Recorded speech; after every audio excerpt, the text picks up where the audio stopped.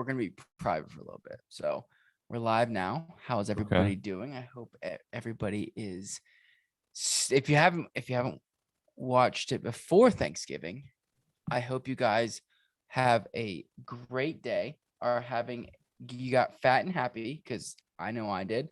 Still not Thanksgiving for me, but I know I can kind of see the future and what it has in store for me. And that includes a lot of stuffing and green bean casserole, and also mac and cheese. Oh my God, John, I'm smoking mac and cheese tomorrow morning. Nice. Yeah, nice. Very excited for that. Also doing smoked smoked jalapeno poppers. Ooh, drop some off at my door. No, seriously though. I will. Yeah, I will for sure. Because I bought, like, this is the most jalapenos I've ever seen anybody buy in my entire life, and it was probably about 50 to 60. Oh, so, wow. Busy man. Yeah, man. It's definitely, there's definitely some stuff going down. What are you doing for Thanksgiving, John? Going down to my girlfriend's family's. There you go. I'm getting some coffee with my family in the morning, and then going down there. Hell yeah. Should go to the gym though. That's really what I need to do before I go demolish. My gym's closed. So it's a really good excuse for me. Is my gym your gym? No, I go down to a different gym. I did go down and change gyms, but I don't blame you. Yeah, so yeah, that sounds fun though. Don't get caught in traffic. You know, can't wait. Excited for that part. Thanks for the reminder. Good point. It's gonna be a fun one. It's good. I'm excited for this ultra long turkeython. That's what we call our annual Thanksgiving Day show. I love it. It's fun. Yes, sir. For anyone that are we live or are we privately live? No, not yet. This is privately live. So we're just entertaining the people. We're about to start here in a second. But yeah, let's hear it, John. What were you saying? I was just saying, it's a very special episode that we do. We did it last year and it was a lot of fun. So hopefully we can keep up the entertainment here. But no, let's just remember to be thankful for all the food that we're going to eat and all the blessings that we have. And by blessings, I mean those assets on our fantasy rosters, because we've been stacking up on them. Yes, 100%. Did you see Antonio Brown's coming back? I heard. I did hear that. That is great news for Antonio Brown holders. Slightly upsetting news for some Chris Godwin and Mike Evans holders if they were expecting the same to repeat. Any news on Gronkowski coming back? He played. He played last week, right? Yeah, he played. He's all good. He's all good, son. I like he was still kind of off. So here we go, baby. We are officially live in public. What is up, everybody? Welcome into the Fantasy Tap. This is our annual ultra long turkeython, is what we call it. If you got a better name, let us know. I kind of like it though. It kind of flows. It's sticking. It's staying. It's done. It's sticking and staying. Yeah. This is probably my favorite show we do of the year. Is it? Because we can just sit here and talk. We can just sit here and talk football for a long time. I enjoy the draft episodes, but this is a great one too, guys. Remember last year though, and maybe this is on the fly, but last year what we did was a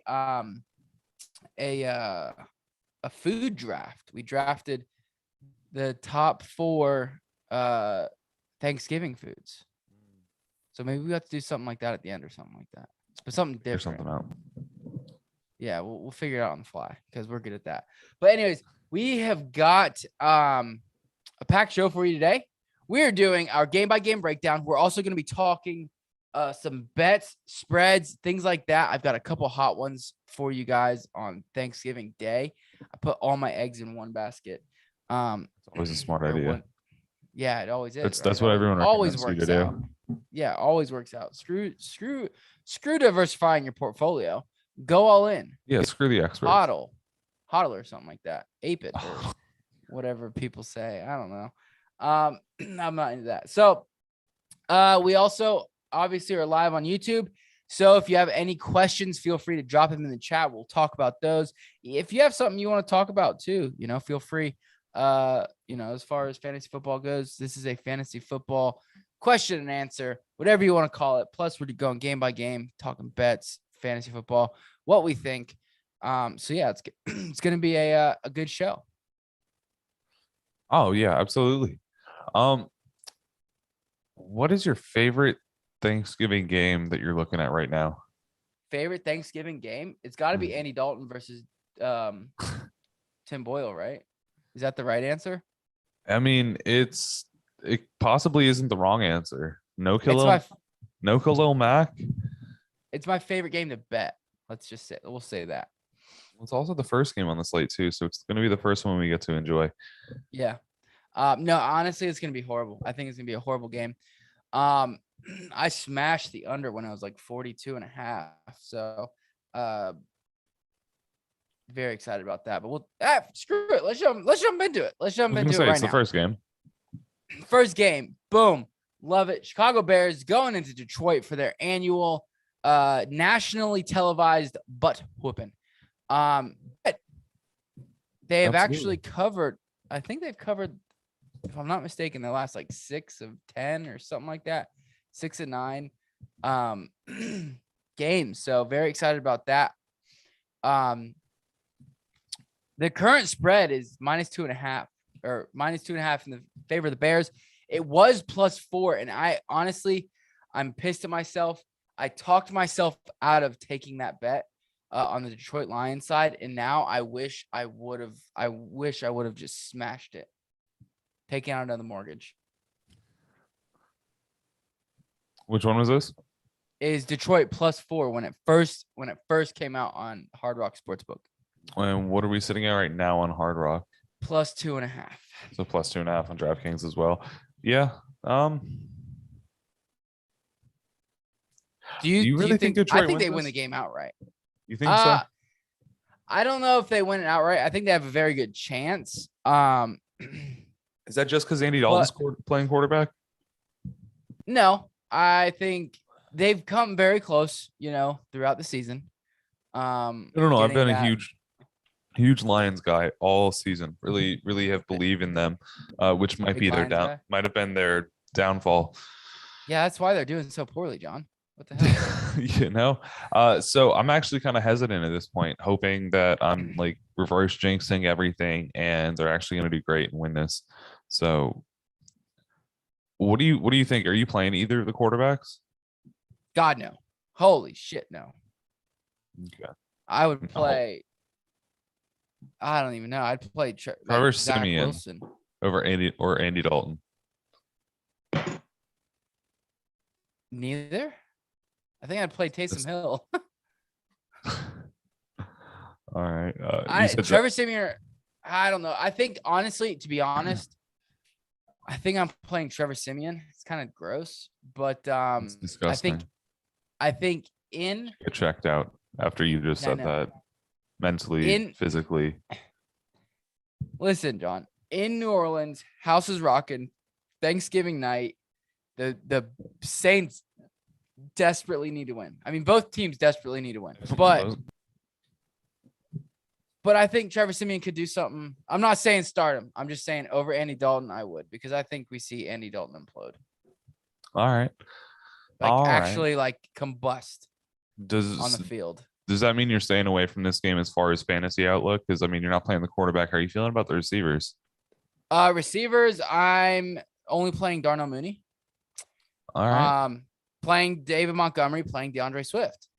Okay. Are you interested in Jamal Williams at all? Because I know you had to play him last week. I have to play him again this week, and I'm not interested in him. It's a desperation play in a deep roster dynasty league where there is literally nothing. Literally nothing. So yeah, no, it's not something I recommend anyone play. I will take the flex option on Amon-Ra St. Brown this week. I haven't talked about him in a long time. Gonna let it die. You have wet dreams about him like every night, I swear.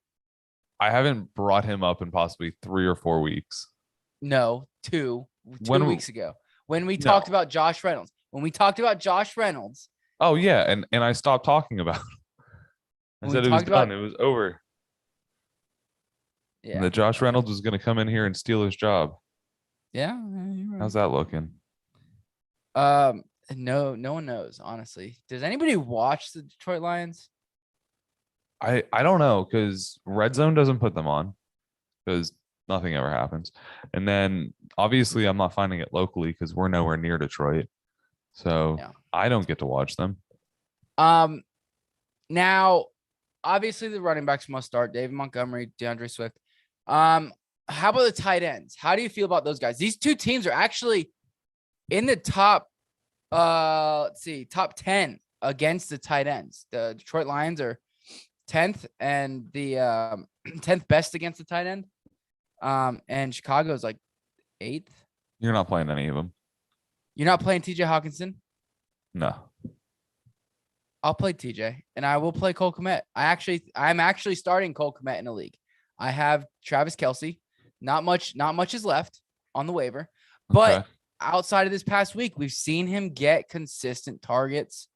And week 2, of course, consistent targets on the field. He was on the field, for 90% of the snaps. So I do actually think Cole Kmet can have a sneaky week. I really think he can. I think we see him get targeted. Last week was just a weird week, going from Fields to Dalton, with the injury and stuff like that. So Noah Fan or TJ Hawkinson. Oh, that's tough. So because when I say sit him, I'm not streaming over him, but I'm kind of leaning on this one. I think I'm leaning TJ Hawkinson. Oh, okay. Surprise. Yeah, I think I'm leaning TJ Hawkinson on this. I would, but Cole Kmet. I'm talking about Cole Kmet. No, I heard. Sorry. Oh, okay. All right. No, you're good. How about you? You don't like either of these guys at all? You're not playing them? I don't trust either of them. Yeah, I don't know. Like you said, both teams have been good against the tight end. Both these quarterbacks aren't very promising. Boyle, how many tight ends is? Oops, sorry. Go ahead. I was going to say Boyles seems to have favored Hawkinson in the little bit of time that he had last week. So I guess, I'm just not confident in it. And we've already seen him do nothing. So yeah, no. If I'm sorry. No, how many tight ends have actually been, consistent though this year? Not many. None. One, None. maybe.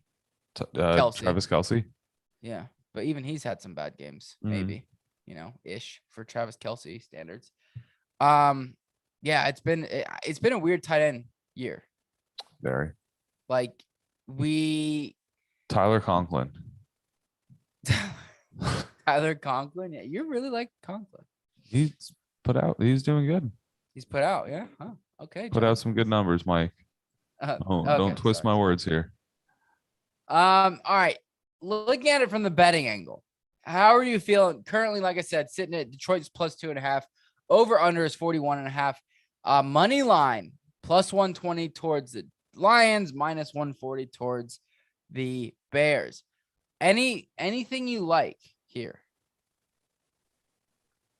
Obviously, you've already talked about it. I'd take the under here, and I'd probably take the points with Detroit. But I'm just saying, I wouldn't take Detroit straight. I don't think I'd take Detroit straight. And I don't think I'm taking them plus 2.5 either anymore. When they were at plus 4, though, I was looking my chops. I hesitated and I couldn't get it. This is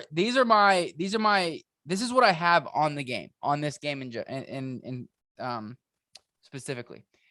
Detroit Lions over 19.5 total points. So team total over 19.5. I do like that line. I think we can see him get 3 touchdowns, like 21, maybe even 24 points. but I do like the under. So I guess I do. I mean, I guess I do like the Lions to win then. If I have my calculations, I do have them under 42 total points for the game. And what else do I have? I also have I'm hitting a lot of unders in this game. Marquise Goodwin under 38.5 receiving yards. He's only done it twice this year. So, like one interesting fact real quick before we move on. Both of these teams are 7-3 this year. When it comes to the under, their games in the under. So both teams 7-3. So, all right. Maybe I shouldn't have taken that 19.5. Let's jump into the next game. We've got the Raiders going over to Dallas. The 4:30 game. So this is going to be about the time you're going to want to make sure your family is not eating. Try to make sure you guys are done eating by 4:30, or push that dinner back, or get it done, or get the dinner done early so you're there for the fourth quarter. But 4:30 is going to be a rough time. This is going to be a good game. I'm actually really excited for this one. I don't know when I got excited for the Raiders to start playing, but it's got an over-under of at 51.5 right now on DraftKings, with the Cowboys having a 7.5 point favor. So where are you going here? So I already, I'm not taking this spread. I honestly don't know. I think it's too risky. So if I had to put money on something at 7.5, I'm taking the Raiders. But to be honest, they could get blown out. This is what I do like, though. I do like the under in this game. Potentially no CeeDee Lamb. The Derek Carr led offense for the Raiders this past couple weeks has just been lackluster. It's been bad. I mean, we all know what they've been through and stuff like that. And even Dak Prescott and the Cowboys haven't been the most explosive offense that we've been seeing. I think it's going to be a pretty heavy defensive game. I actually got into them at 50.5. So I'd definitely take the under at 51.5. How about you? How do you feel, John? Let's hear it. I think this is going to be a good game, even without Dak Prescott, even without CeeDee Lamb. And is Amari Cooper playing? Well, I didn't say it was going to be a good game. Well, no, I'm saying I think it's going to be a good production, high flashy. I think 51.5 is pretty obtainable. I would say that I would take the over here if I was playing. Small bet though. I'm not putting a lot into it, but I would take the over here. I think it's more than likely that we see one of these teams hit into the 30s and the other one's closely trailing by with about 20. Okay, what about the spread? Who are you taking for the spread? When you come to the spread, though, like you said, I'm going. I wouldn't take the spread, but if I was going anywhere, I'd take Vegas up 7.5. All right. Just because that spread's way too much, and like you said, it easily could be a blowout where the Cowboys put up 41 points and the Raiders only score 14. There you go. One other bet I did take in this one is a prop bet. It is Ezekiel Elliott over 60.5 rushing yards. Very excited about that one. So I like that. He should see, in my opinion, in this game, I think he sees, 15, 20 touches. So I like it. And Zeke on Thanksgiving, man. That's been, it's fun. He's fun to watch. He's always fun to watch. Well, this year he's been fun to watch. I think last year they played Minnesota and he went for 103 yards, if I'm not mistaken. But might be mistaken. I don't know. What about the fantasy value? How are you leaning towards these guys? See, like I said, I'm into this game thinking that it's going to be a pretty high scoring game and the offenses are going to move really well. So I'm actually excited to play Dak Prescott if I've got him on my bench. And especially against his defense. And then Derek Carr, I think, is one of your mid-range streaming options. Not a very hot one, but someone that could possibly get you by this week. And then as far as the running, sorry. I'm not really interested in Derek Carr. I'm staying away. I mean, if my other options are Tim Boyle and Andy Dalton, then yes, I'm playing Derek Carr. But I'm staying away. I just this this Raiders offense is really scaring me, So, Dak Prescott, I think is going to have a nice bounce back game. Zeke, smash start. Do you play Tony Pollard? I think so, especially if CeeDee Lamb's out. We're probably going to see Tony Pollard get more usage in a unique role. They like to get him involved already when everyone's healthy. So taking away two key aspects could really open up a lot of opportunity for him. And so I would look over at his props and see what kind of props they have on there, especially for his receiving yards. Yeah, it would be interesting. I get into is 16 and a half. 16 and a half receiving yards? Yeah. What are the odds? Minus 110. All right, John, let's pull some money together. How much you want? Let's refinance our homes. All right.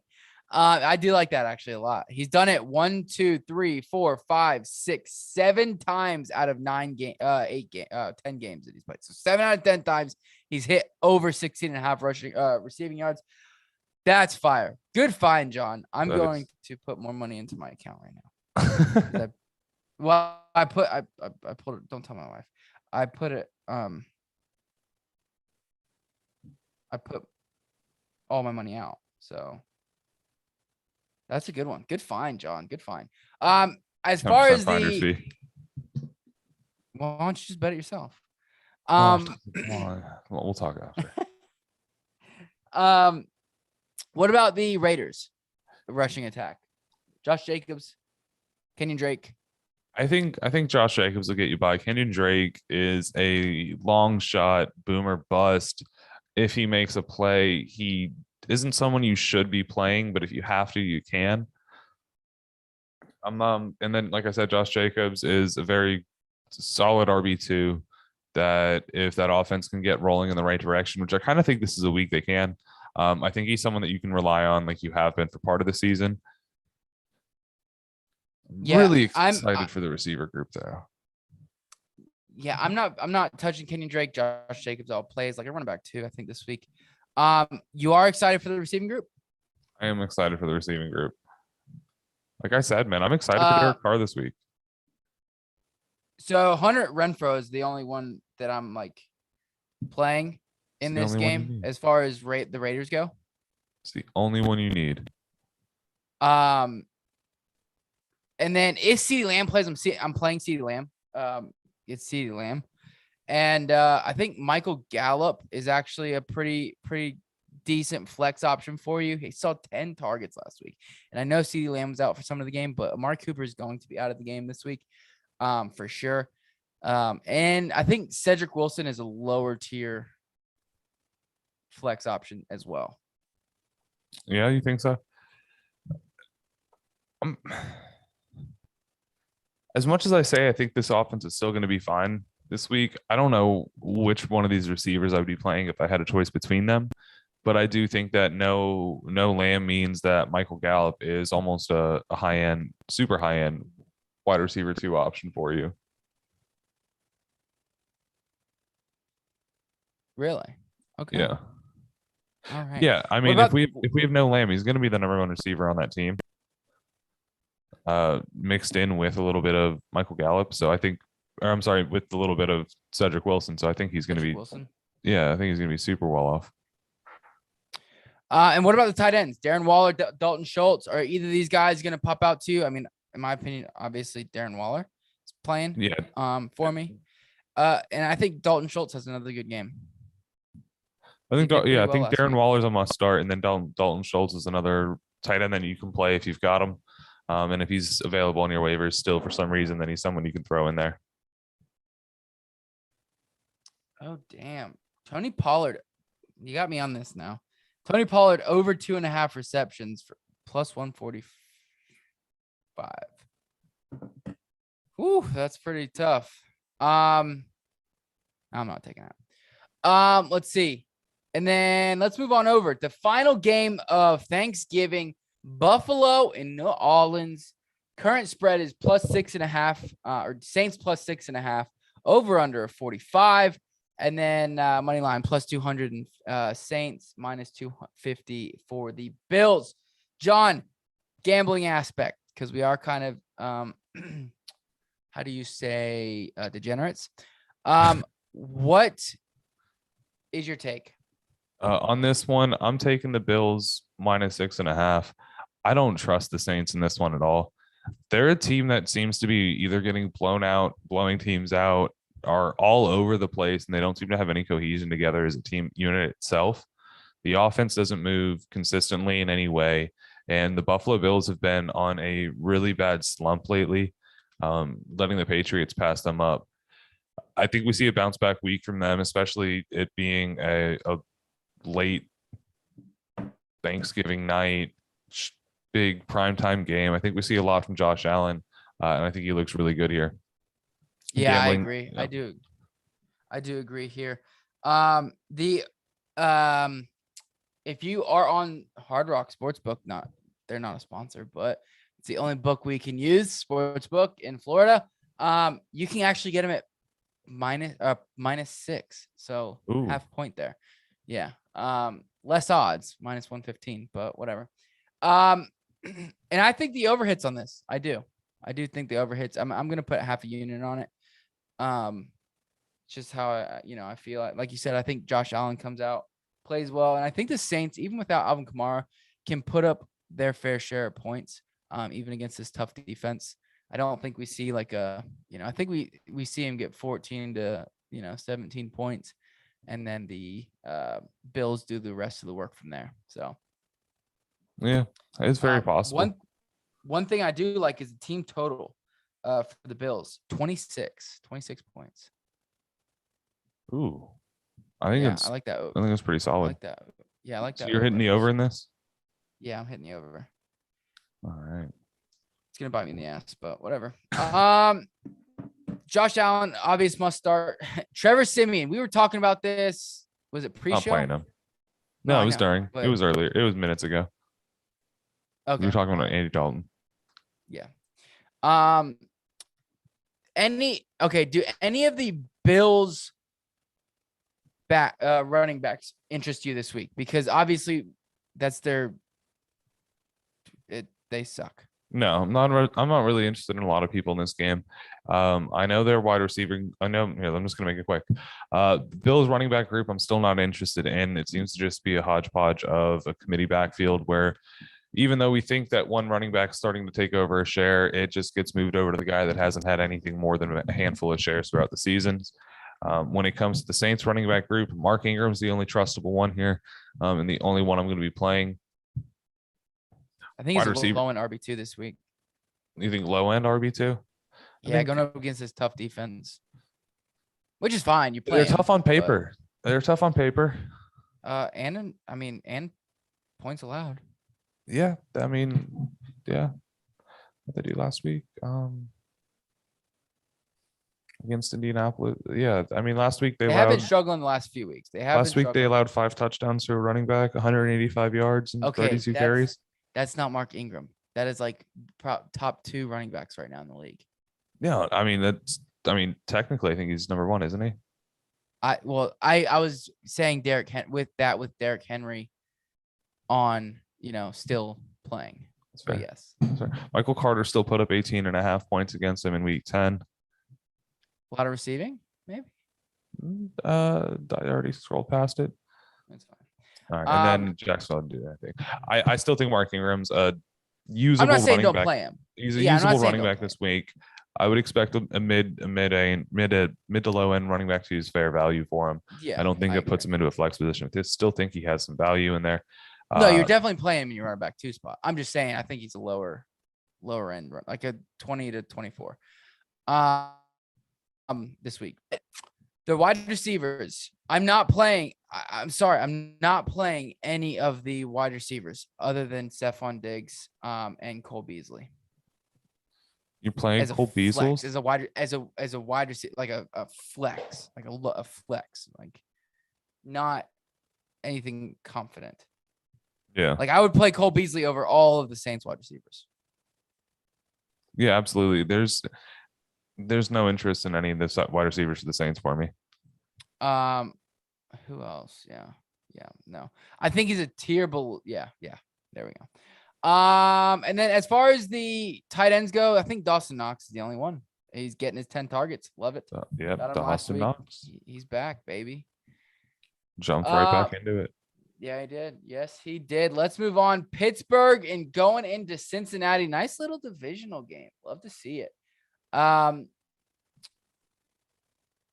Roethlisberger and the Pittsburgh Steelers coming off of a very close loss to the Chargers.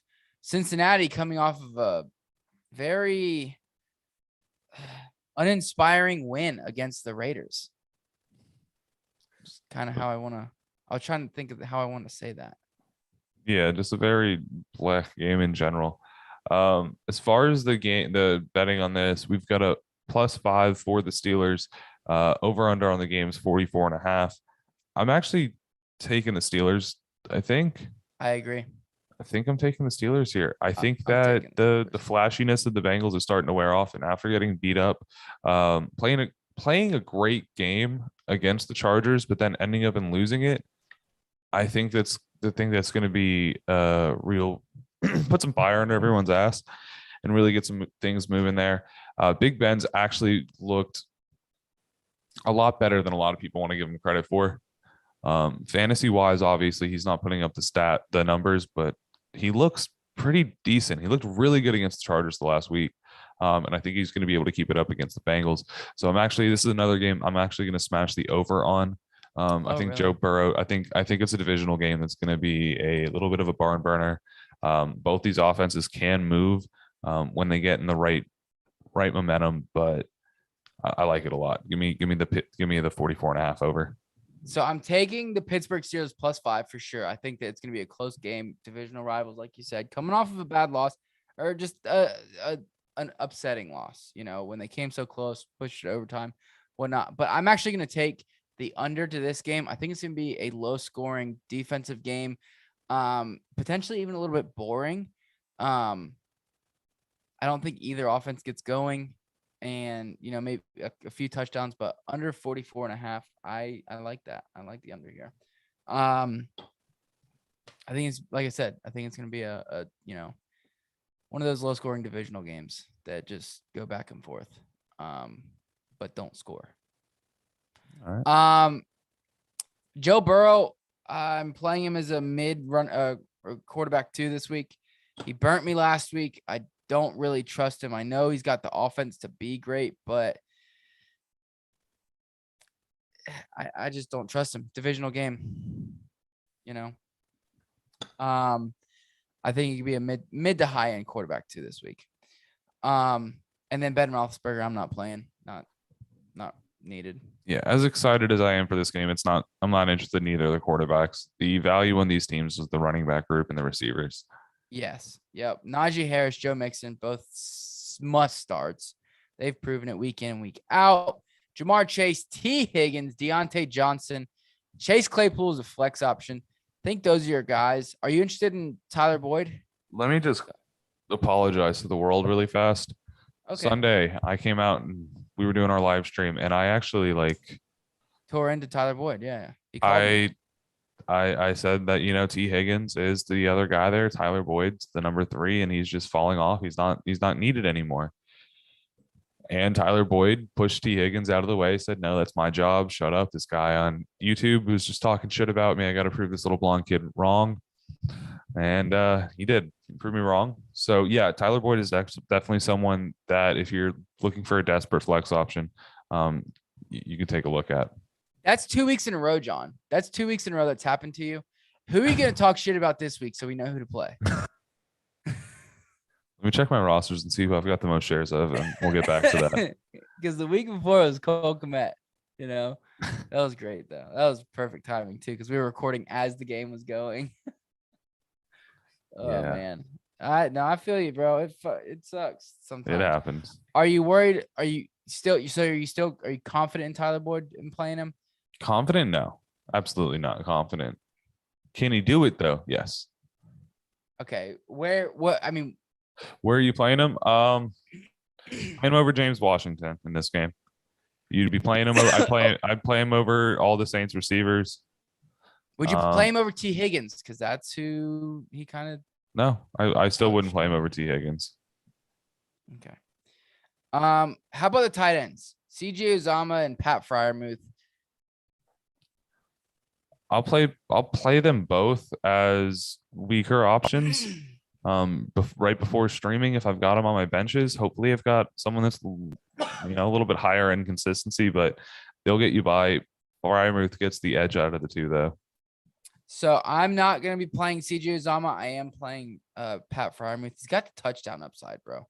He's got the touchdown, absolutely, ton of it, and he's getting the the targets consistently since week 6. I like Pat Freiermuth. I think he sneaks in the top 12 for sure. By the end of the year, he might even finish higher than Kyle Pitts at the touchdown rate he's going. Maybe because he's getting the end zone so much. CJ Uzama, I'd rather play Cole Kmet. I just think there's too many options in this offense. And yes, he can be a good tight end. I don't want to take the chance. I'd rather stream Cole Kmet because CJ Uzama is kind of a streaming option. Or is a streaming option. So I'd rather play Cole Kmet just to give you guys a reference. Yeah. Let's move on to the Jets going into Houston.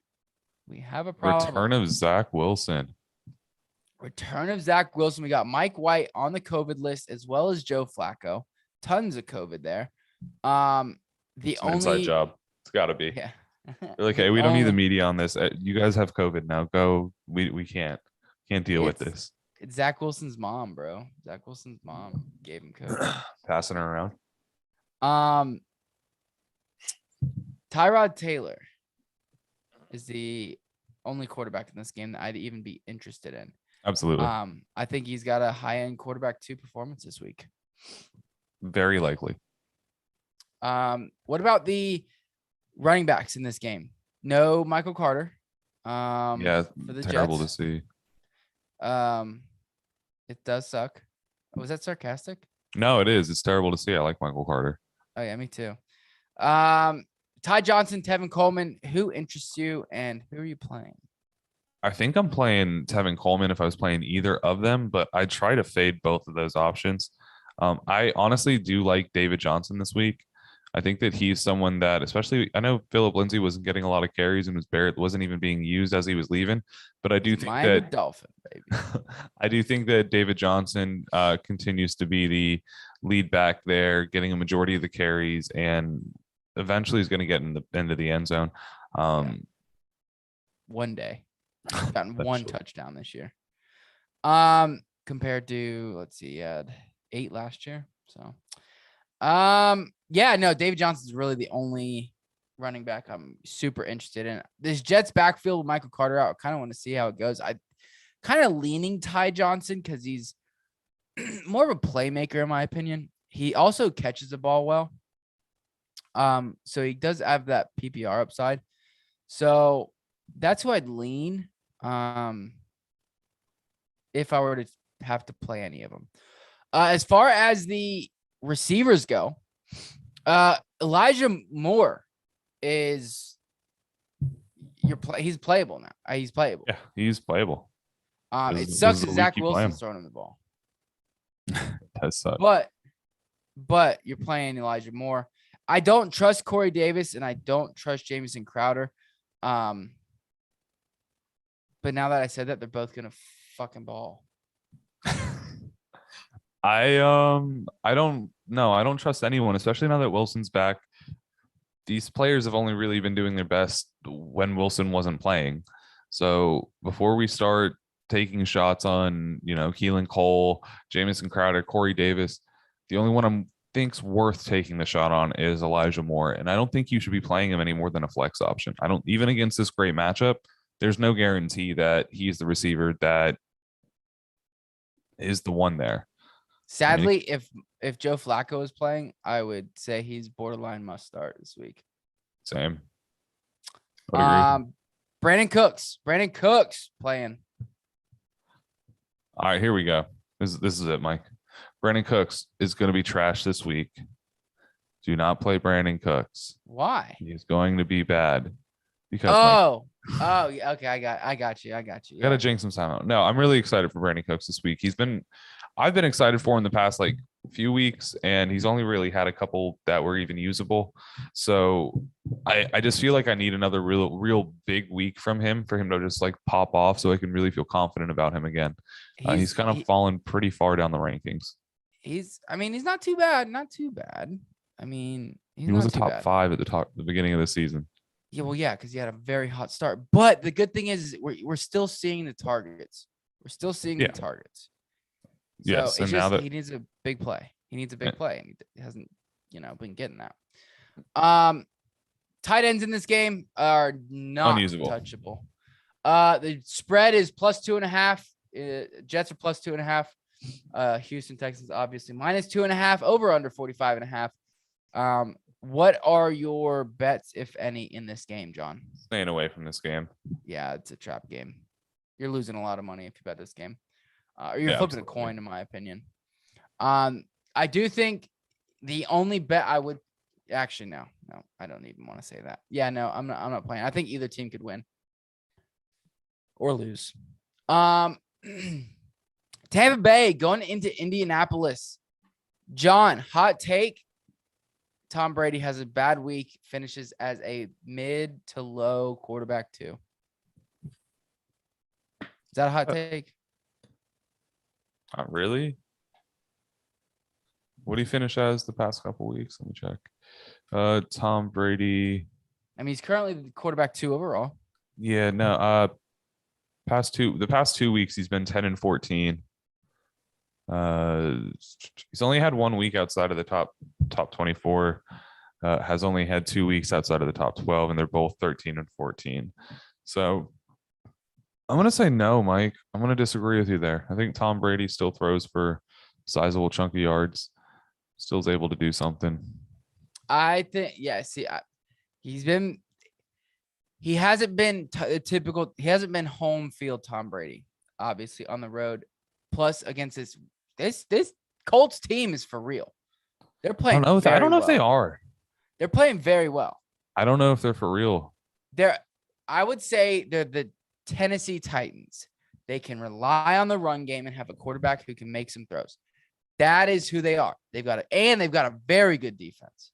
They have a great running back. They're going up against an even better defensive line this week. I think this is going to be one of the better games of the week. I do too. And I also think the Colts are just as fake as every other team in the league right now, because I don't think any team is good this year. Yeah, there's not going to be a Super Bowl winner.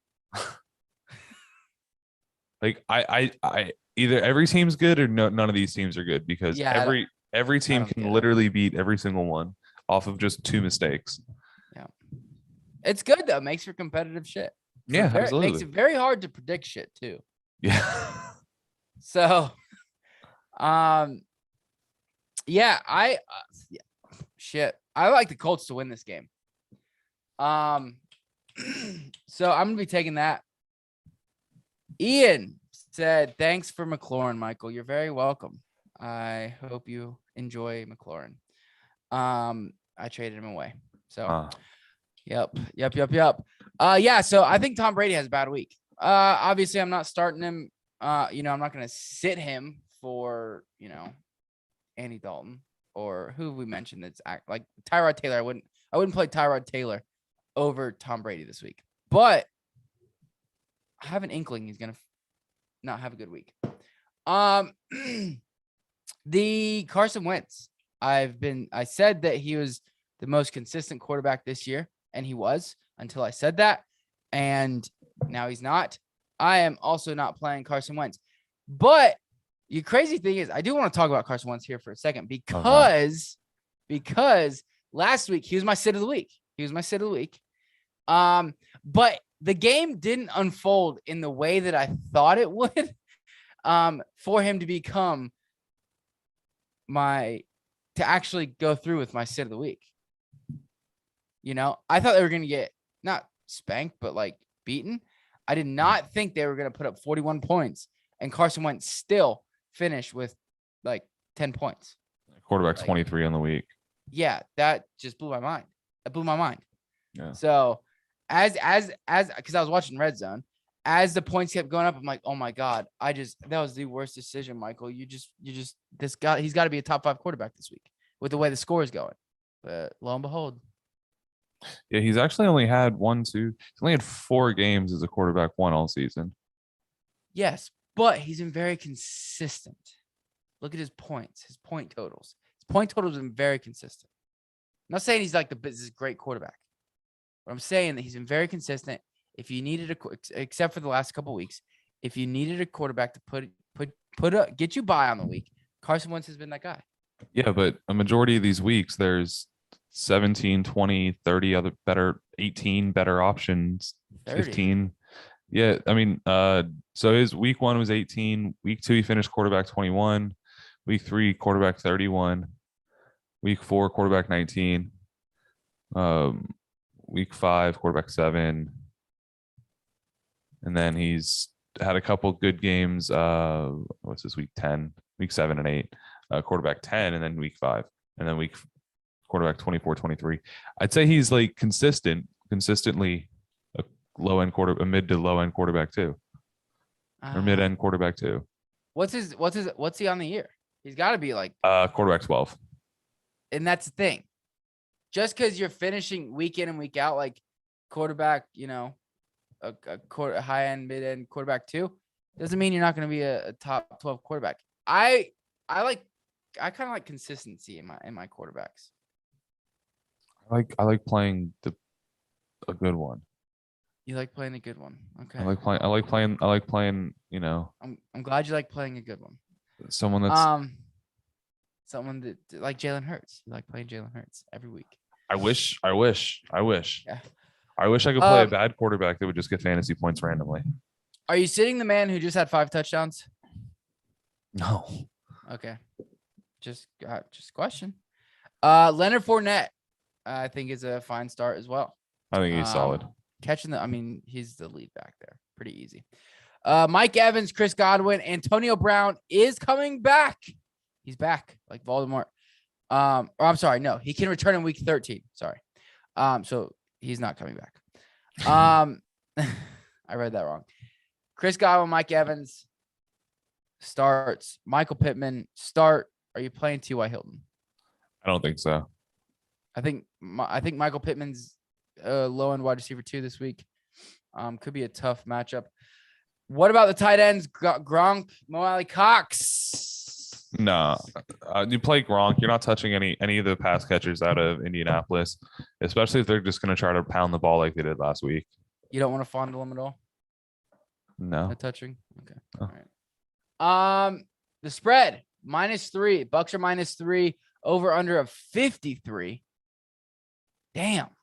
And yeah, I'm smashing the under. I think it's going to be a pretty solid defensive game. And honestly, I'm taking the Colts +3 in Indianapolis. All right. How do you feel? I think this is another one of those trap games.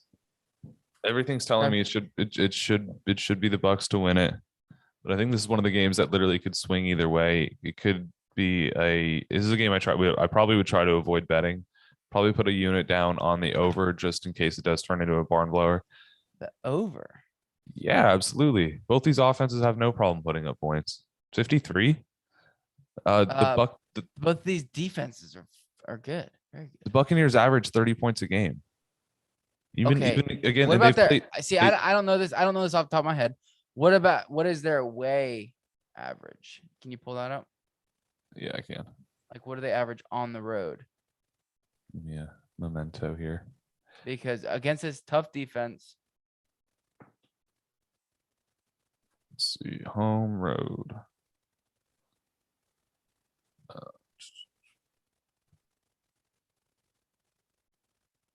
Because that would be interesting.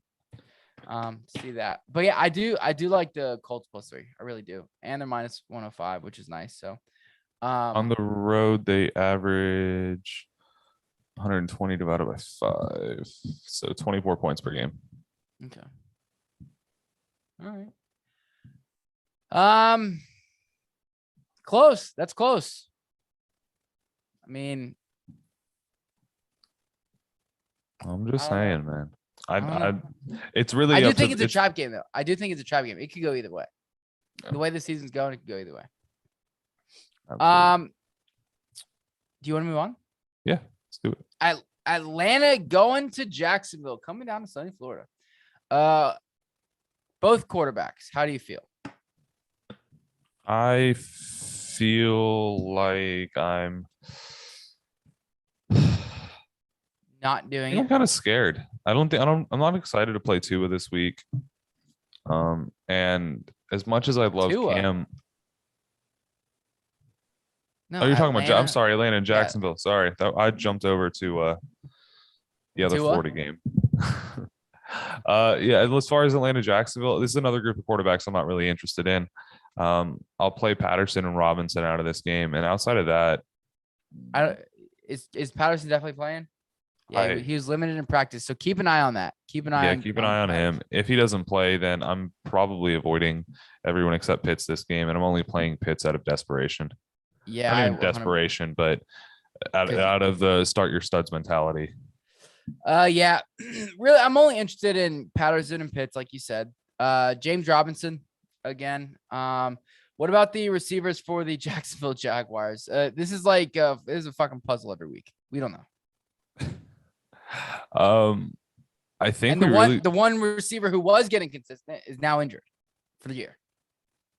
Yeah, I think you kind of play Marvin Jones and Laviska Shenault as flex options, and risky plays. But if you've got a better, more consistent play, take it for sure. I think Laviska is the one who gets the most opportunity. I really hope so. Because Jamal Agnew was kind of that hybrid like playmaker that Laviska is supposed to be, but Urban Meyer, I guess, doesn't know that. I don't know. So with him out, I think Laviska takes that role. Are you on Dan Arnold at all or no? Yeah, I'm still into Dan Arnold. You're into Dan Arnold. I'm still into Dan Arnold. I will take him as a fantasy option if he plays. As maybe a high-end tight end 2, low-end tight end 1. Last week, obviously, didn't get any work, which is fine. Not at all. A dud. Not even a target. Not even one, which is fine. They said, hey, do you want to come get paid and do nothing at your job? You know why I love that, though, Mike? Let's hear it.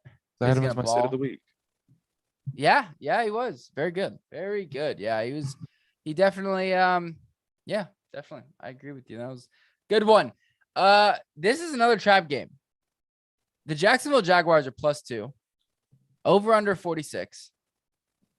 I'm not touching this. I'm taking the under here, and I would take the money line on the Falcons. Money line Falcons. All right. Absolutely. I don't know how much the Falcons are going to win by. It could be 1 point. I just have a very strong feeling that the Falcons are going to win. And it's going to be a low-scoring game. It's going to be a very upsetting game. I agree with you on the under. I do agree with you there. So I think that could be a pretty nice play. Yeah, I don't know. My gut tells me Jacksonville's going to win. That's my gut. Does it happen? I don't know. Could be gas. Carolina and Miami. All right, I'm ready for this one. Yes, this is your time to shine, John. All right, let's hear it. I am sitting both quarterbacks here. I know I lied. I'm not sitting Cam Newton. I'm not sitting Cam Newton. You can't sit Cam Newton unless. Yeah, I'm sitting Tua. I'm playing Cam. I think he has a low end 1 week with the rushing upside. He always beats up on Miami, bro. We suck at.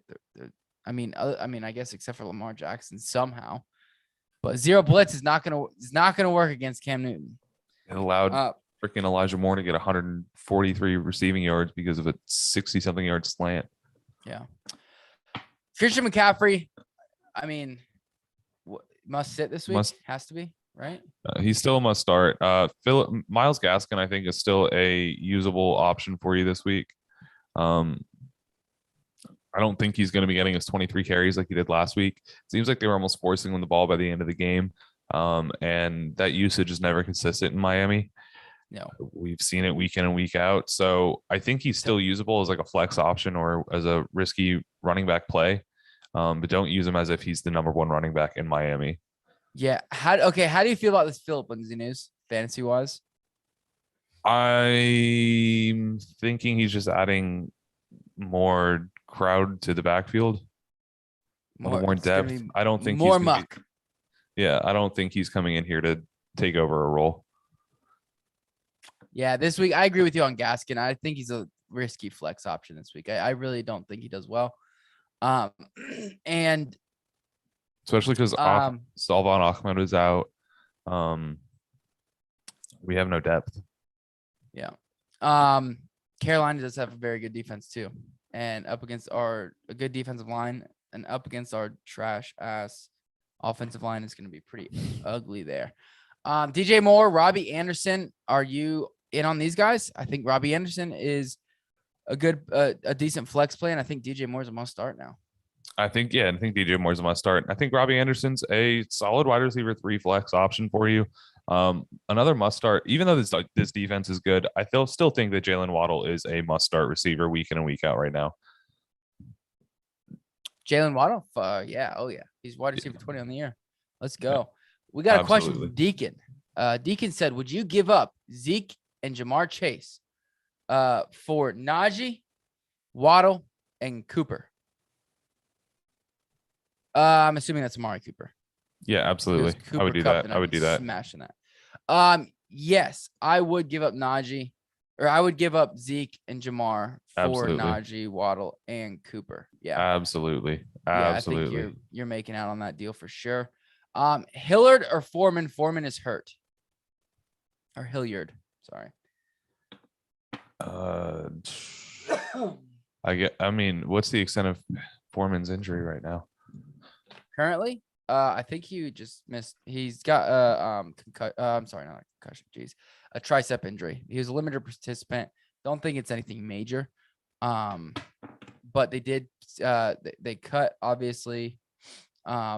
Adrian Peterson. AP, and then they signed Dontrell Hilliard to the active roster.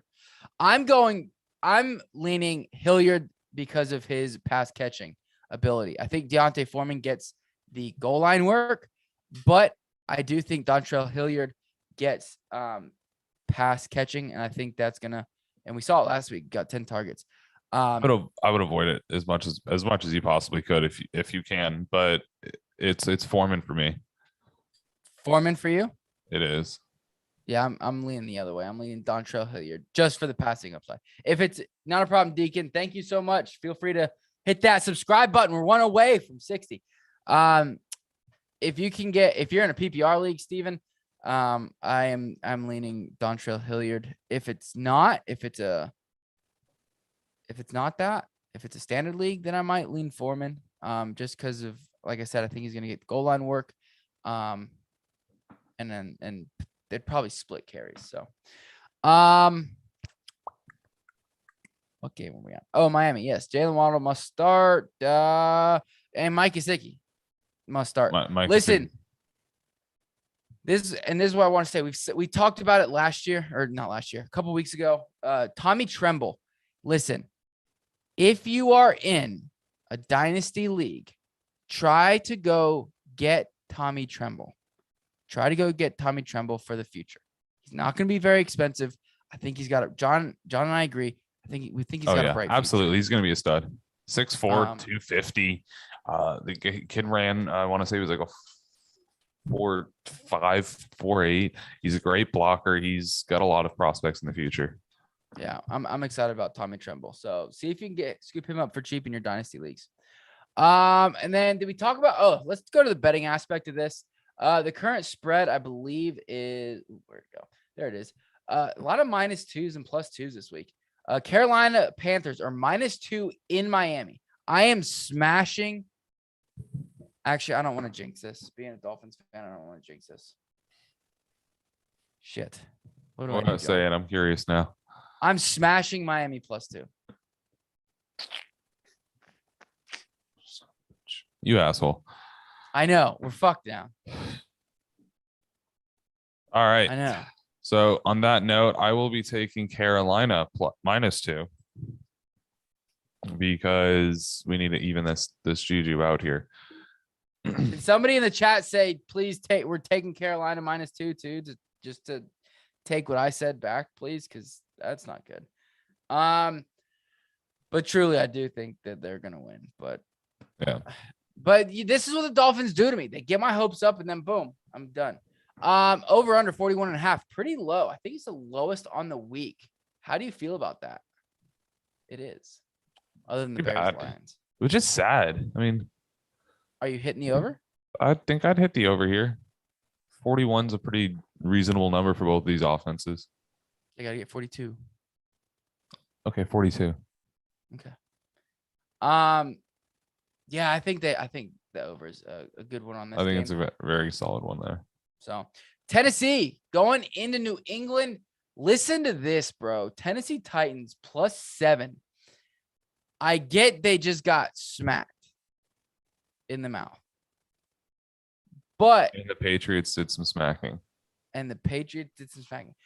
But I do think the Tennessee Titans have beaten the very good teams. They play up to their competition. They play down to their competition. Give me Tennessee +7 on this.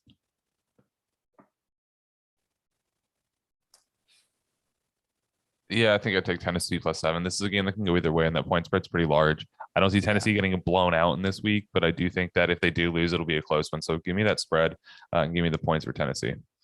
As far as the over-under, though? I'm staying away from it. I don't like it. 44. I think it could be a low-scoring game. I think it could be a high-scoring game. There's too much notion that the Patriots just run out the clock and blah, blah, blah, blah. But, I mean, they can't quickly put up points, but they can put up points throughout the game. Yeah. Now, what about fantasy? What about Mac Jones and Ryan Tannehill this week? Both sits, in my opinion. Not playing Tannehill, especially after what we saw last week. New England Patriots, very good defense. So yeah, I'm not playing him. Don't trust him. No Mac Jones. No Mac Jones. No. You're no not on McCorkle. The only Mac I'm having this week is that mac and cheese that I'm smoking in the Traeger. Traeger really needs to become a sponsor. Let's talk about, we already kind of talked about the Tennessee running backs. So let's just talk about the Patriots. Any of them that you're interested in? I mean, Damian Harris. Damian Harris. No Ramondre? Maybe as a flex. I mean, yeah, I guess. Yeah, you're playing. I mean, he's been efficient. He's been very efficient. Just the issue is who's getting the touches. Both these guys, low and running back, like you can put them in your running back 2 spot or a flex spot, but I mean, I think those are the only 2 guys I'd be considering. But I think you're looking at running back 3s from both of them. You know, if they get split like that. All right. What about the receivers in this game? This game is a kind of interesting one. Last week, we saw A.J. Brown kind of get shut down a little bit, only able to get 48 yards on 5 catches. And he wasn't at practice this week. And then we saw, and I'm not going to call you out, but I'm going to call you out here. We had a guy, KBKC, in our Fantasy Tap League, played Nick Westbrook-Ikhine, had him in there on Wednesday or Thursday night. And it was either just you. I might have been a part of it. I'm throwing you under the bus here. Of it. All right. We told him that we need to stop seeing him take risky plays, and it worked out very well for him. It was a very, very great risky play. Blind squirrel finds a nut every once in a while. Every once in a while they do.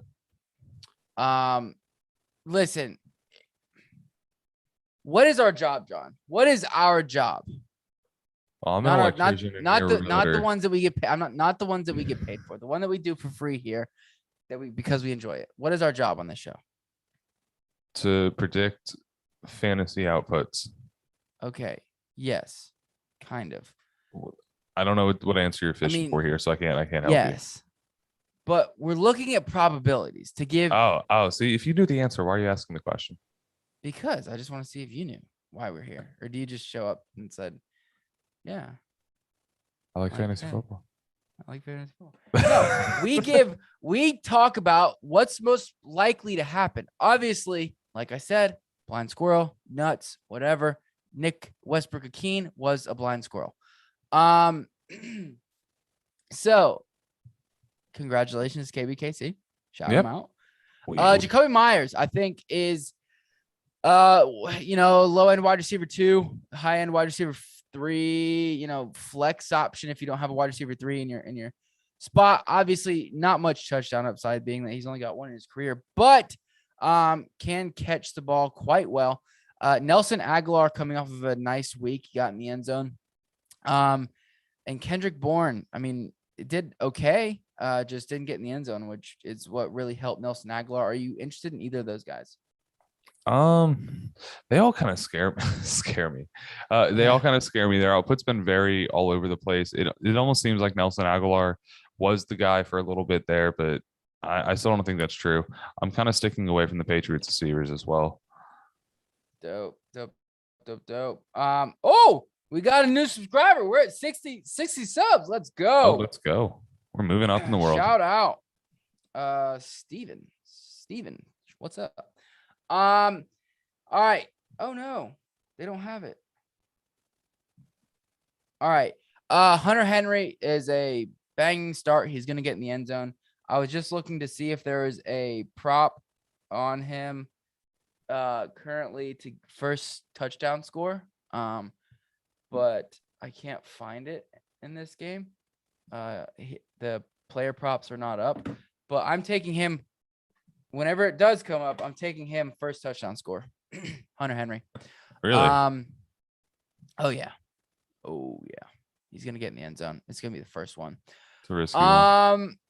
It is very risky. I'm not putting a lot, half a unit. See where it goes. Philadelphia going into New York.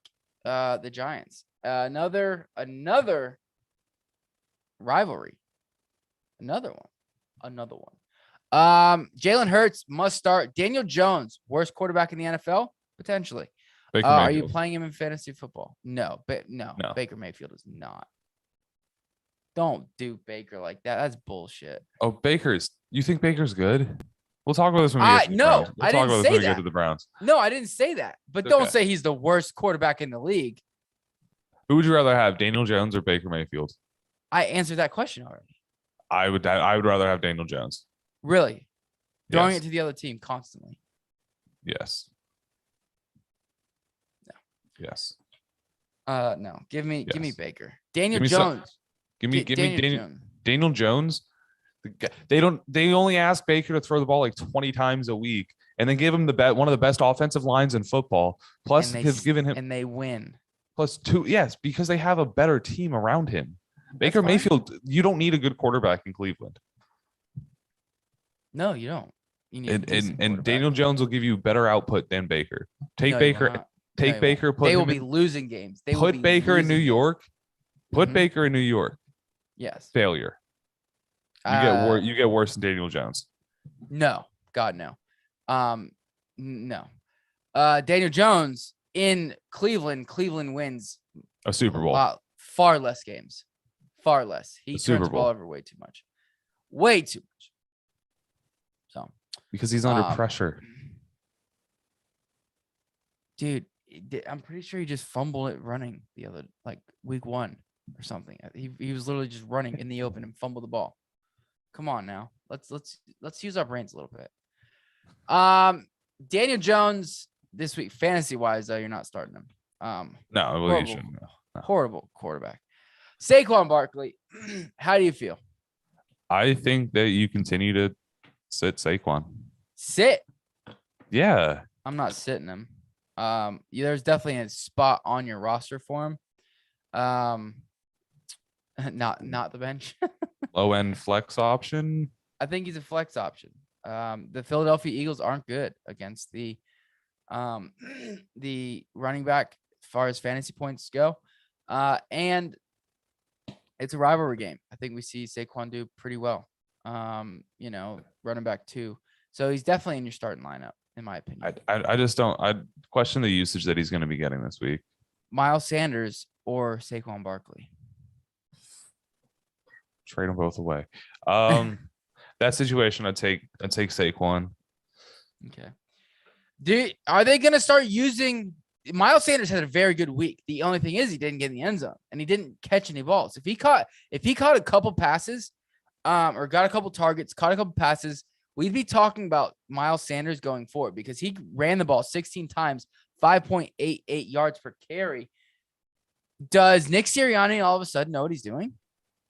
No. Okay. Not at all. No, it was the fumble and him not having the touchdown really held him back. Again, this only fumble of the year.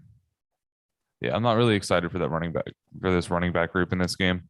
None of them are standing out. I'm not excited to play any of them. It's all desperation plays. And that's kind of how I feel about the majority of the receivers too. Devonta Smith's kind of made me eat my words. But it's garbage time.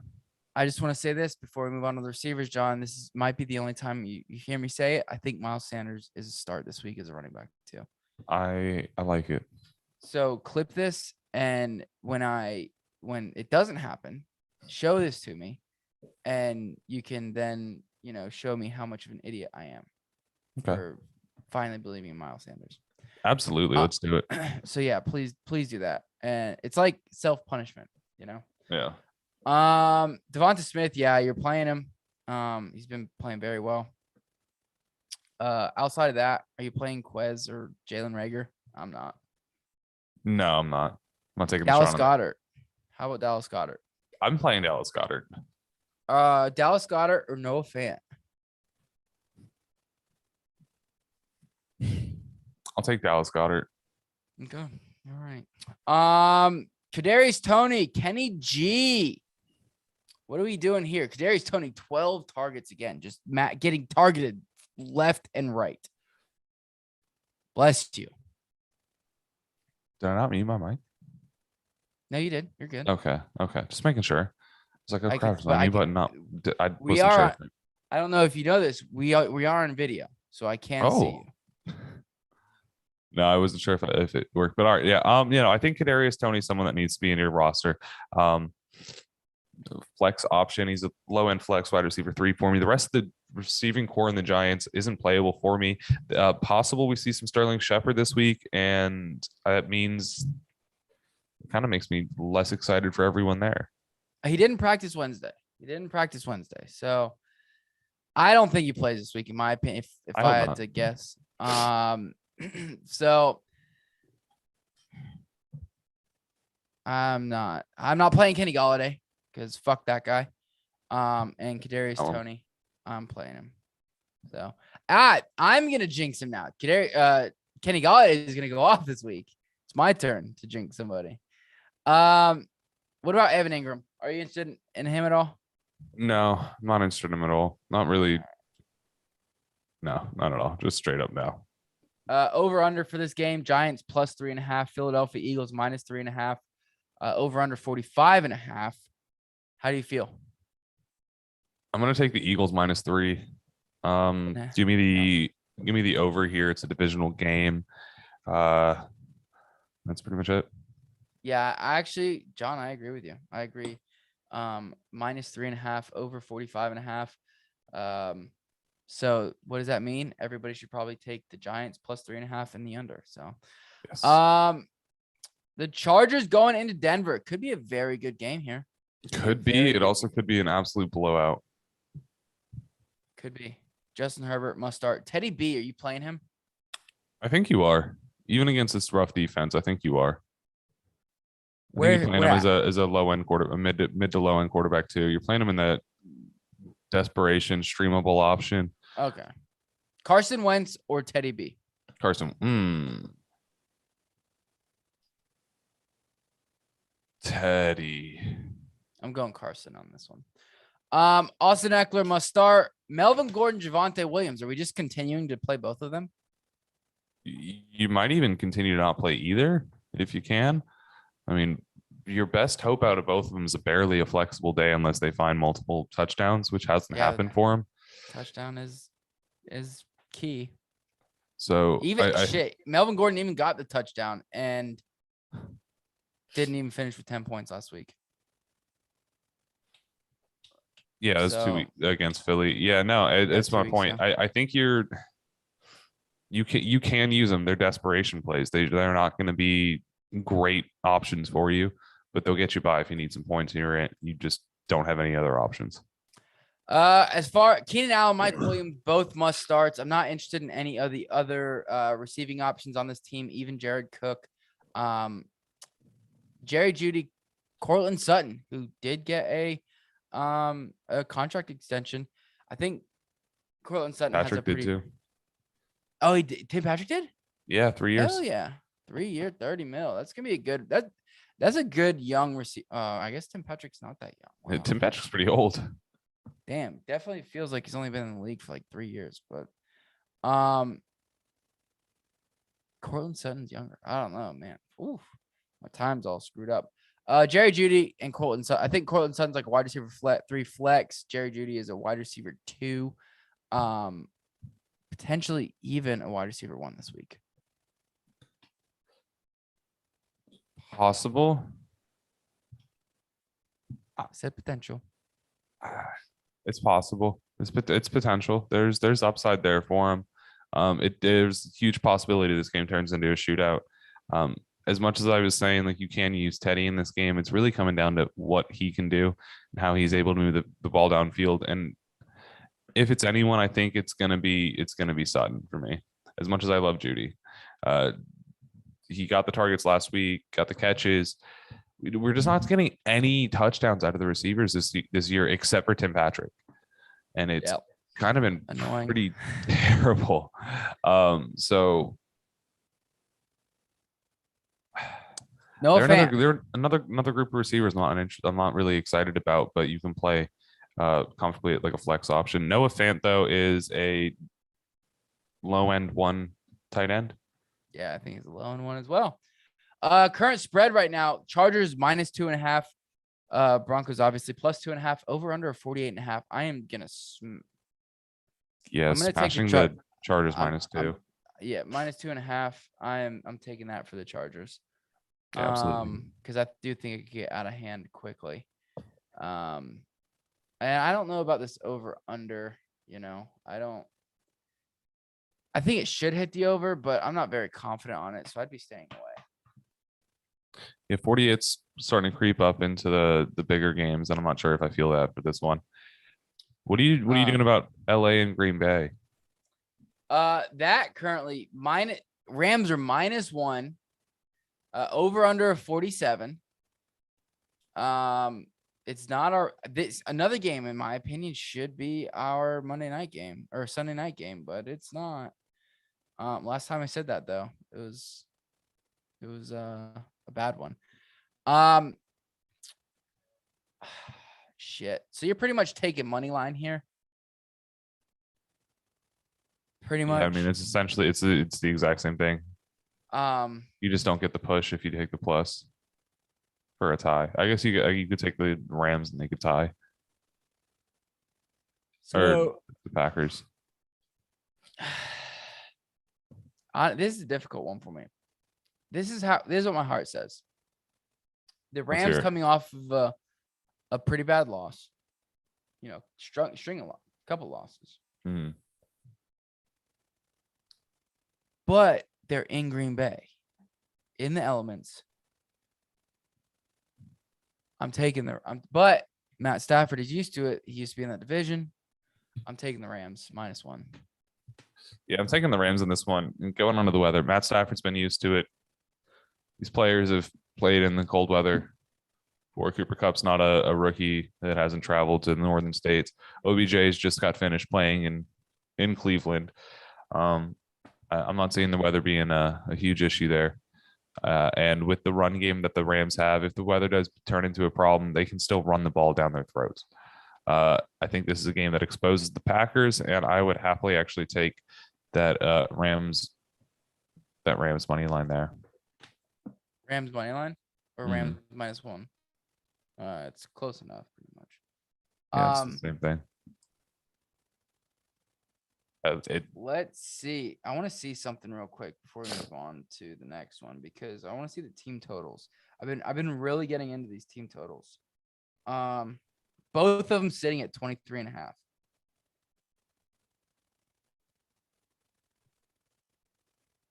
Somebody's got to score more than that. I mean, they should. Nothing's ever guaranteed.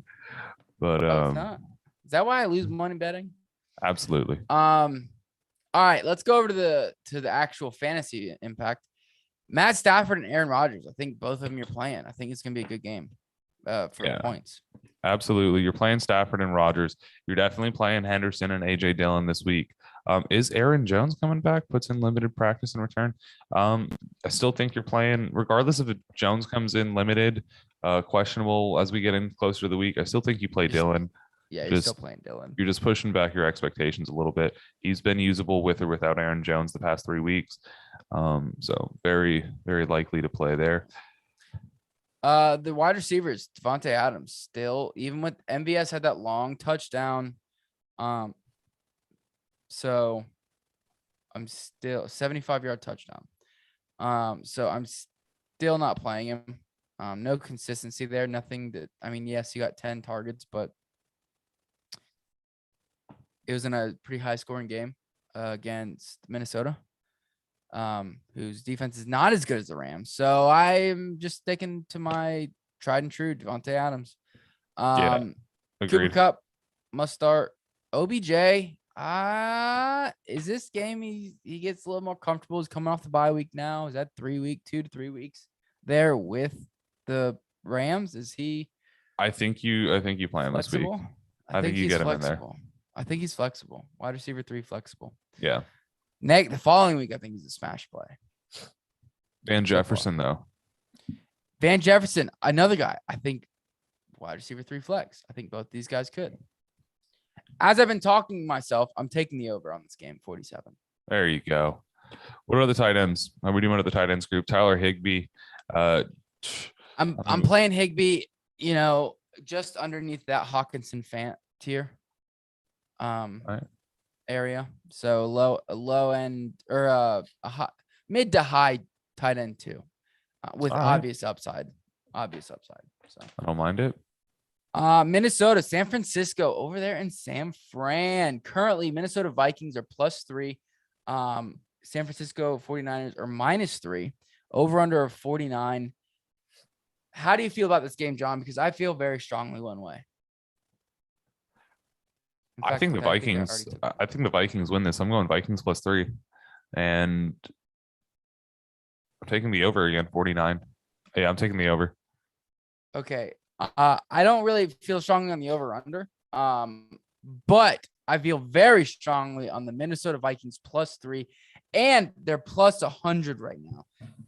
So I am smashing Vikings +3. I love that line. Like, I think you're taking money. You can get it for +3.5 on Hard Rock Sportsbook right now. Ooh, wow. Not bad at all. I'm taking Vikings +3.5 for sure every day. As far as the quarterbacks go, Kirk Cousins, I think he's a low end 1, high end 2 area. I mean, he's been that all year. Minus a couple weeks, but Jimmy G, do you trust him coming off of a decent week? I'm in a situation where I have to, so I don't know if my talk is going to be a little biased here, but yeah, I still think you trust him. The guy's been very consistent over the past 4 weeks. I'm playing him as like a 2. I think he's great. Yeah, it's a quarterback 2. I'm playing him in a 2 quarterback league. So, but yeah, he's almost a streamable option. Minnesota's been allowing a lot of points, but they've also been responding by putting up an equal amount. I think they're a team that pushes all teams into a good game, and it's part of the reason why Kirk Cousins has been balling out for us so far this season. Now we know obviously Dalvin Cook's a must start. How do you feel about the San Francisco 49ers? Because freaking Jeffrey Wilson, bro, really pisses me off. 20 total touches, 19 carries, 1 receiving catch, average 2. Not a rushing catch. Yeah, was at 2.63 yards a carry. He had the opportunity to do something big, John, and he blew it. I wasn't interested. I said it. I wasn't loving San Francisco's running back group, and I'm still not. It's really only Eli Mitchell that you can put any sort of faith into. I think that you're looking at a semi-solid week. So are you putting your faith into Eli Mitchell? I would put my faith into Eli Mitchell if he's playing on Sunday, but only as a running back too. Not a very confident start for you. All right. Moving over to the wide receivers. Obviously, in my opinion, Deebo Samuel, Justin Jefferson, and even Adam Thielen, all must starts. Brandon Ayuk, what are we doing here? It's kind of coming on. You're playing him. Playing him. Wide receiver 3, flex. Yeah. And then George Kittle, Tyler Conklin. Obviously, George Kittle, you're playing. Tyler Conklin, your lover. Are you playing your lover? Not this week. Not this week. All right. Not this week. Cleveland, Baltimore. +4. Cleveland Browns are +4. Baltimore Ravens -4. Obviously, over under 46. John's favorite quarterback, Baker Mayfield, sitting on my bench for sure, not even touching. I actually think I'd rather take the upside of Andy Dalton than play Baker Mayfield this week. Yeah, I think so as well. I think he's only had 3 games where he's had 20 or more completions, and been asked to throw the ball 30 times only in 3 games. It's not even the same games. He's just not a quarterback that's going to be putting up a lot of fantasy points, having limited passing upside and limited rushing upside, and having a role that's essentially a scheme. He is a scheme quarterback. Run the ball. He's also got a torn labrum and a fractured heel and a deep bone bruise in his knee. So but he's been last year he was fine. In the last 6 weeks, last 5 weeks, outside of that, he was terrible. Wait, what are you talking about? I mean, outside of the last 6 weeks of last season, beginning of the season, he was terrible. Oh, he's mediocre. I mean, he was the exact same thing. He had his games. As soon as he got shoved back, he had 2 games under 10 points in the first 8 games. One solid game. I'm not saying he's the next Patrick Mahomes now. Don't get me wrong. No, he's like Daniel Jones, 100%. Anyways, Lamar Jackson must start. Nick Chubb must start. Kareem Hunt is back. Plans to play Sunday. Oh, yes. Am I playing him? I'm putting him in my lineup right now. All right, over Jamal Williams. Is that league? Over David Johnson possibly, or I'm trying to see if I want to throw him in the flex.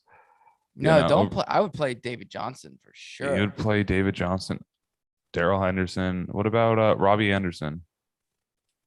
Yeah, I don't think Kareem Hunt's in your lineup this week, though. What about Rashad Bateman? Maybe.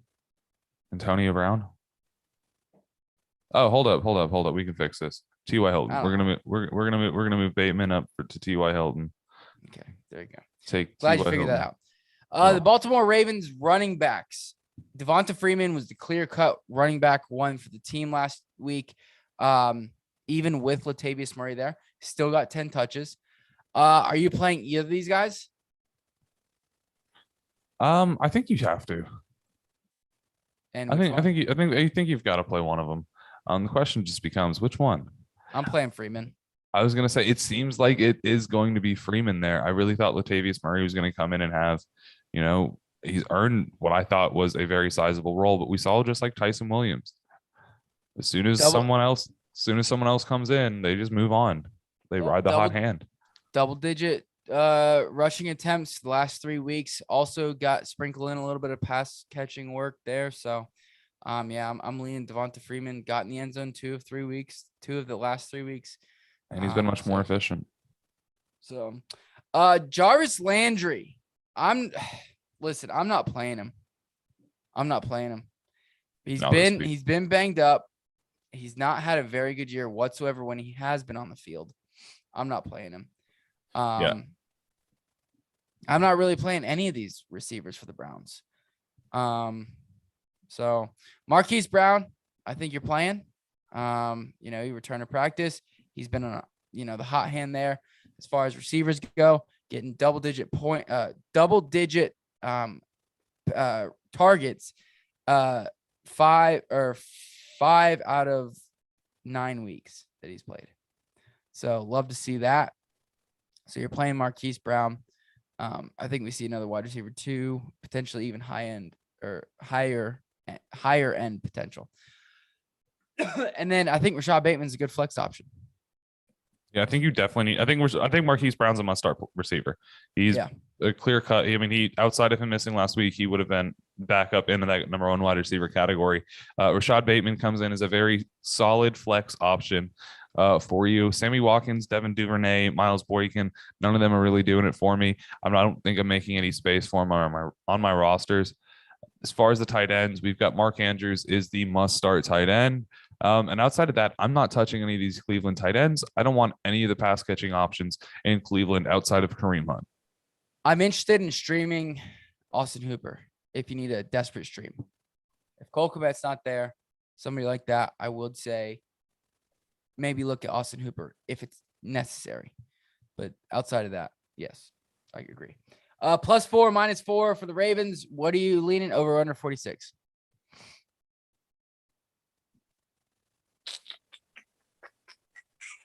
I think taking the Ravens -4, and I'm going to hit the under.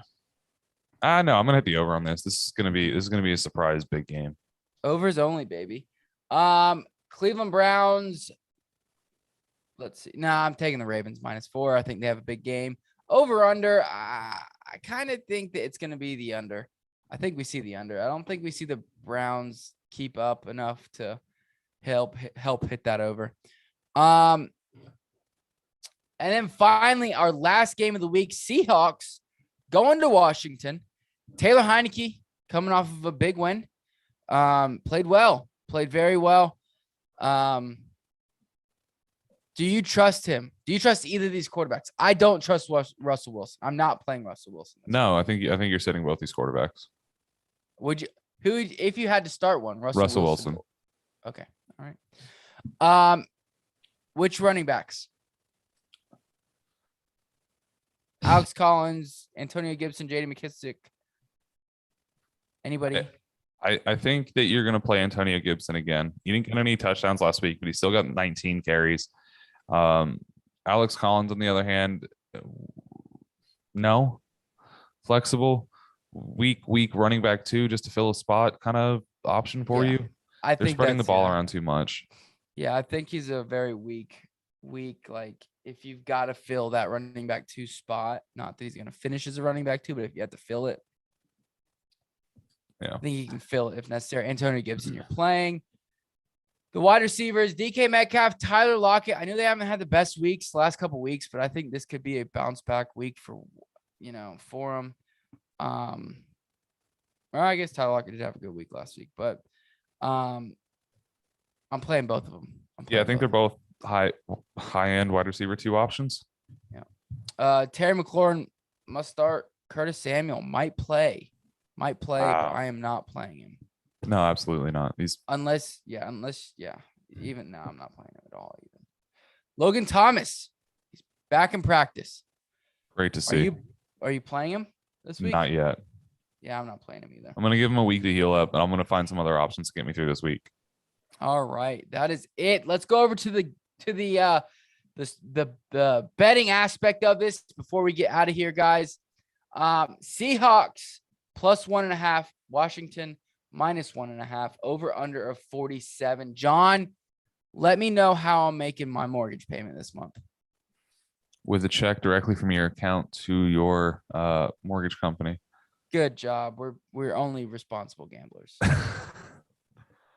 I'm just looking around right now. Man, I don't know how I actually feel about this game. I want to say that the Seahawks should walk away with this, but the Washington football team has put up a couple solid efforts the past couple weeks. Snuck out that game against Cam last week, beat Brady the week before. I'm actually going to take Washington money line here. It's only a 1.5 point spread. I'm not going to take the 1.5 because it could be a 1-point game. It could be a tie. I'm going to take the money line -125, and I'm going to hit the under. I'm taking Seahawks money line, and I will be joining you on the under. All right, then. All right, guys. Anyways, thanks so much for tuning in. That was our ultra long Turkeython. A little bit long, of course, but I can't wait till next year's. Next year's we're gonna have a whole set, and it's gonna be good. It's gonna be real good. Well, even there we go. You're gonna dress up as a turkey. No, you are. I'll be a pilgrim. Oh yeah, okay. I'll do that. Fair enough. That's fair. All right, guys. Thanks so much for tuning in. Happy Thanksgiving. Enjoy football. We will be back next week. Very excited. Thanks so much for everybody who tuned in on the YouTube and joined in. We really appreciate it. Stay thankful. Be thankful for fantasy football, your family, spend time with them and whatnot. And of course, be thankful for football. We got 3 games, baby. We got 3 games to watch. So, all right, guys, we will see you later.